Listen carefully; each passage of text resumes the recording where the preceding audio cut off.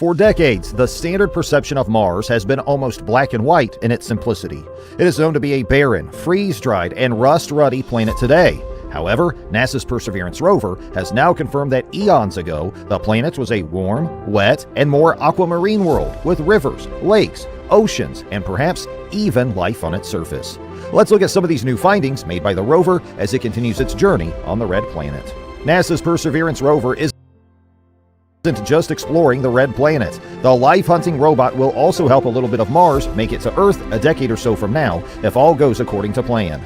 Perseverance, the centerpiece of NASA's $2.7 billion Mars 2020 mission, touched down inside the Red Planet's Jezero crater on February 18, 2021. The car-sized robot will search for evidence of past microbial life and collect several dozen samples for future return to Earth, among other ambitious tasks. Like its predecessor, the Curiosity, the Perseverance rover was built by engineers and scientists at NASA's Jet Propulsion Laboratory in Pasadena, California.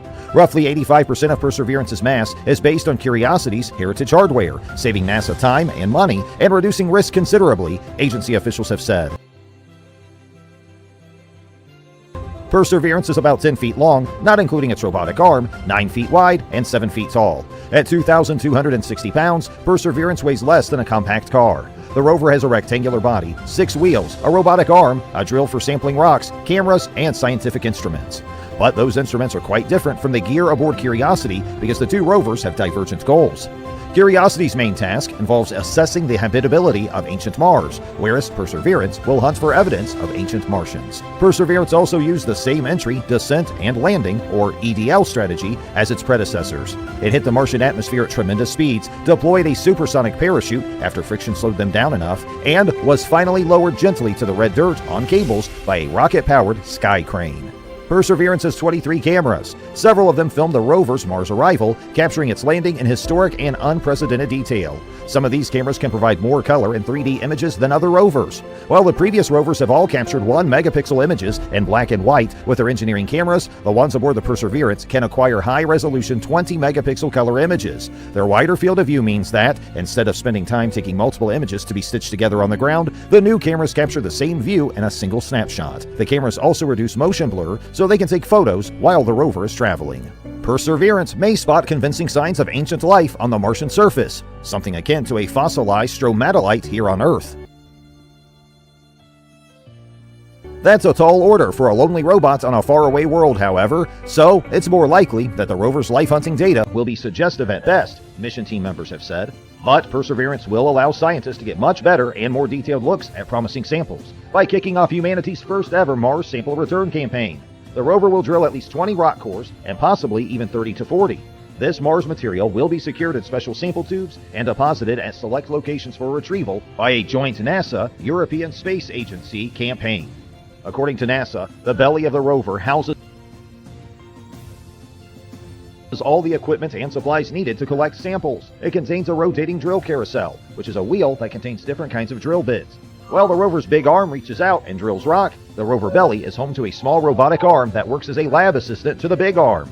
The small arm picks up and moves new sample tubes to the drill and transfers filled sample containers into a space where they are sealed and stored. If all goes according to plan, the samples will get to Earth as early as 2031. Scientists around the world will then use powerful instruments to search them for signs of life and clues about Mars' long-ago transition from a relatively warm and wet world to the cold desert planet it is today. Such work will continue for decades. After all, scientists are still studying the moon rocks brought home by NASA's Apollo astronauts half a century ago. The rover is hard at work collecting and studying samples at its landing site in Jezero Crater. The crater offers geologically rich terrain, with landforms reaching as far back as 3.6 billion years old. That could potentially answer important questions in planetary evolution and astrobiology. Getting samples from this unique area will revolutionize how we think about Mars and its ability to harbor life. Perseverance has spent a year rolling around the bottom of the crater, making a host of surprising discoveries, one of which is that Jezero's floor is made of igneous rocks. These formed as molten rock cooled and solidified billions of years ago. Some researchers had thought that the crater floor would be made of sedimentary rock, created as wind or water deposited layers of sediment over time. But the rover found a different history for the landscape.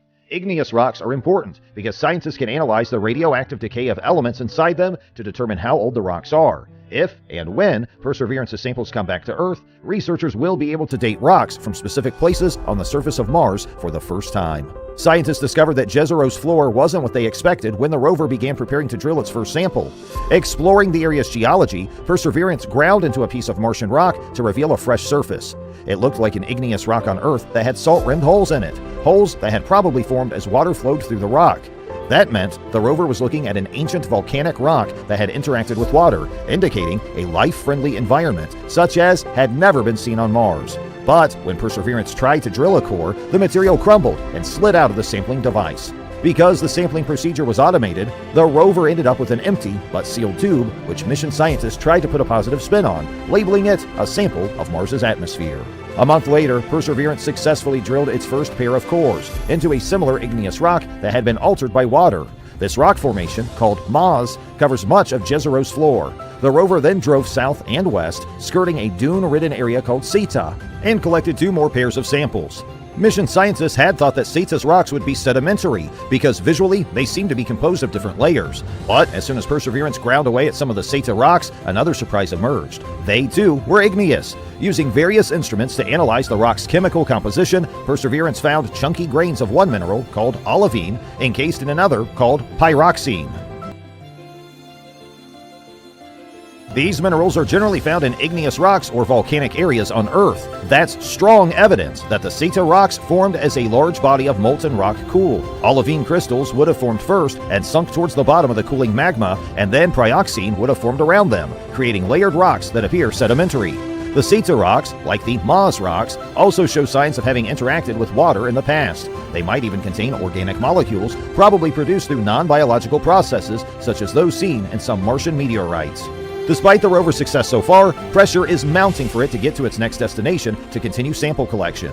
Perseverance is making its way there now as quickly as possible. Earlier this month, it set a record for long-distance driving on Mars, traveling more than 240 meters in a day. Even so, it probably won't get to the Delta for a while. Time is of the essence, because Perseverance has only about 1 Earth year remaining to meet the timetable for accomplishing its main to-do list. Get to the Delta, collect samples there, and drive up onto the crater rim to place them somewhere for pickup. The rover is currently retracing its steps towards its landing site. It will collect another pair of cores from Mars along the way, and then detour around the dune-filled region to reach the Delta. Although operations have mostly been smooth, some small glitches have occurred besides the initial failed attempt to collect a rock core. In December, some pebbles fell out during a coring attempt and jammed some of the mechanisms in the rover sampling equipment. In another incident, surprisingly strong winds kicked dust and small pebbles into several of the rover's wind sensors, damaging them. NASA hopes that the rover will continue to overcome these challenges so we may further learn the history of water on Mars. If you found this video informational, you may also enjoy this one, which looks into what has been found on Mars so far. Do you think life once existed on Mars? Please let us know in the comments below.